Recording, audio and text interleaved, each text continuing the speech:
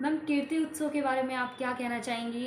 किस तरीके से आपकी उत्सुकता मतलब रहती है इस जो वार्षिक कार्यक्रम है उसके लिए, उसके बारे में आप बताइए। प्रेरणा दर्पण साहित्यिक एवं सांस्कृतिक मंच जब से गठित हुआ है, तब से साहित्य और संस्कृति के क्षेत्र में बहुत बहुत बहुत अच्छे अच्छे कार्य करते जा रहे हैं। और कीर्ति उत्सव मनाने का बहुत महत्वपूर्ण निर्णय हमारे संरक्षक डॉक्टर चंद्रमोहन भगत जी ने लिया, और उनके साथ में हमारे मंच के उपाध्यक्ष ओम प्रकाश कल्याणी जी और महासचिव हरि प्रकाश पांडे जी, उन लोगों ने मिलकर लिया कि मेरा जन्मदिन तो उस दिन होता ही है, और साथ में साहित्य और संस्कृति को लेकर जो काम हम कर सकते हैं और समाज में जो जागरूकता उत्पन्न कर सकते हैं, उसके लिए ये कीर्ति उत्सव मनाया जाता है। समाज में इतनी पीड़ाएं हैं, लोग इतने अवसादग्रस्त होते चले जा रहे हैं, तो उनको कैसे उबारा जाए, कैसे उन्हें खुश करा जाए, कैसे उनमें जीने की ललक उत्पन्न की जाए, बस यही एक हमारे इस कार्यक्रम का उद्देश्य है। साथ में हमारी जो राष्ट्रभाषा है हिंदी, उसके प्रचार प्रसार और संवर्धन के निमित्त ये कार्यक्रम किया जाता है। ये 23 नवंबर का दिन हमने इसको निर्धारित किया है, और उस दिन मेरा जन्मदिन भी होता है। ये एक तरह से एक संयोग है कि उस दिन मेरा जन्मदिन होता है।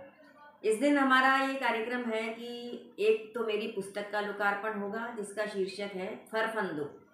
ये मेरे संस्मरण की पुस्तक है, जो मेरे व्यक्तिगत संस्मरण है, और इस पुस्तक को मैंने अपने स्वर्गीय श्री पिताजी, पूज्य पिताजी और मेरी माँ को समर्पित की है। इस पुस्तक को मेरी माँ भी उस दिन आएंगी, और साथ में साहित्य जगत के बहुत सारे सितारे, जिन्हें स्टार्स कहते हैं लोग, उन्हें देखना चाहते हैं, उनसे बात करना चाहते हैं, उनसे मिलना चाहते हैं, ऐसे तमाम लोग वहाँ पर उपस्थित होंगे।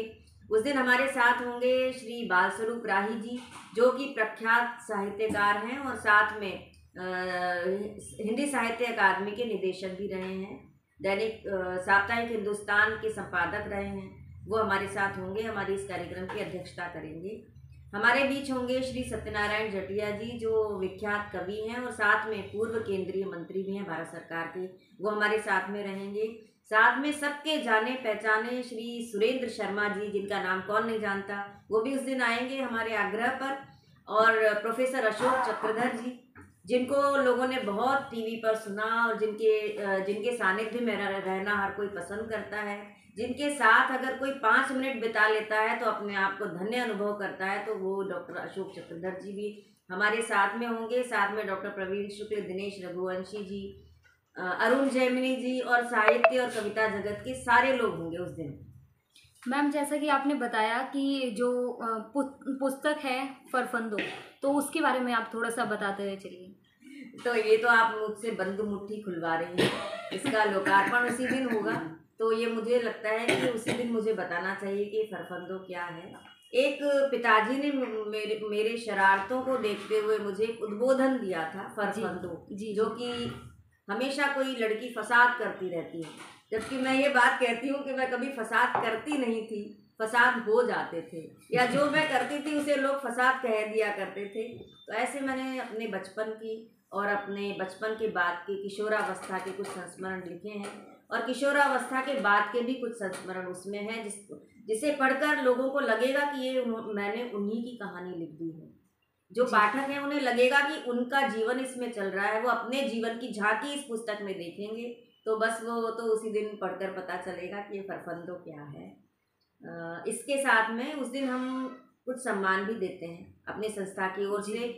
जैसे एक हम देते हैं कीर्ति गीत गौरव सम्मान, गीत रत्न सम्मान, तो वो इस बार हम दे रहे हैं हिंदी की बहुत अच्छी रचनाकार श्रीमती उर्वशी अग्रवाल उर्वी, जिन्होंने की बहुत महत्वपूर्ण 2 पुस्तकें लिखी हैं। एक पुस्तक है व्यथा कहे पांचाली, जिसमें द्रौपदी के माध्यम से, द्रौपदी की दृष्टि से उन्होंने पूरे महाभारत को चौपाई छंद में कहा है। और एक है मैं शबरी हूँ राम की, जिसमें दोहा छंद के माध्यम से शबरी के व्यक्तित्व को उन्होंने ढाला है। तो इन 2 किताबों को देखकर हमारी संस्था ने निर्णय लिया कि इन्हें कीर्ति गीत रत्न सम्मान से अलंकृत किया जाना चाहिए। और दूसरा, हम हास्य रस का सम्मान देते हैं किसी युवा हास्य कवि को, जो स्वर्गीय श्री सुरेंद्र दुबे हास्य रत्न सम्मान के नाम से है। तो इस बार हम देंगे भोपाल से हमारे बीच आएंगे श्री दीपक शुक्ला दनादन, जो आजकल बहुत छा रहे हैं टीवी पर, और लेकिन है तो नवांकुर ही है, तो उन्हें प्रोत्साहित करने के लिए हमने ये 2 सम्मान जो प्रतिवर्ष देते हैं। तीसरा सम्मान इस वर्ष से प्रारंभ किया है।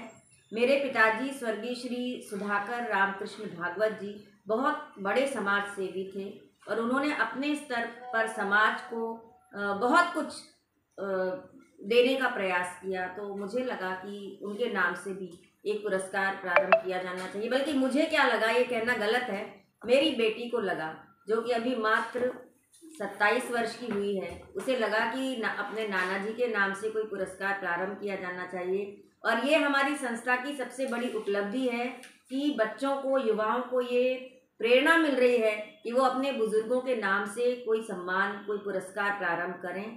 तो ये मैं उसको बहुत बहुत शुभकामनाएं देती हूँ अपनी संस्था के माध्यम से कि उसने अपने नाना जी के नाम से समाज सेवा के लिए एक पुरस्कार प्रारंभ किया है, जिसकी राशि भी वही देगी। अन्य लोग भी प्रेरित हों मेरी बातें सुनकर कि अपने बुजुर्गों के नाम से कोई ना कोई ऐसा प्रकल्प प्रारंभ करें जिससे उनके अच्छे काम आगे आने वाली पीढ़ी को तक पहुंच सकें और उनका नाम हमेशा के लिए लोगों तक जाना जाए। तो ये हम इस बार दे रहे हैं श्री आनंद सावंत जी को, जो कि ग्वालियर में रहने वाले हैं और ग्वालियर में रहकर वो बहुत समाज सेवा करते हैं, उनके काम को हम लोग जानते हैं। तो ऐसे 3 सम्मान और पुरस्कार उस दिन दिए जाएंगे। और एक, चूँकि ये कवियों की महफिल होगी तो कवि गोष्ठी तो होगी ही होगी, बहुत सारे कवि इसमें अपनी कविता पाठ करेंगे, एक आनंद का उत्सव रहेगा। आप सभी से अनुरोध है कि इस आनंद उत्सव में आप लोग आएँ। कीर्ति उत्सव एक आनंद का उत्सव है, हम लोग सब जीने की तमन्ना लेकर जाएं, एक नई आशा, एक नई उमंग, एक नया उत्साह अगर इस उत्सव के माध्यम से हम दे पाएँ तो ये हमारी सार्थकता होगी। Thank you ma'am.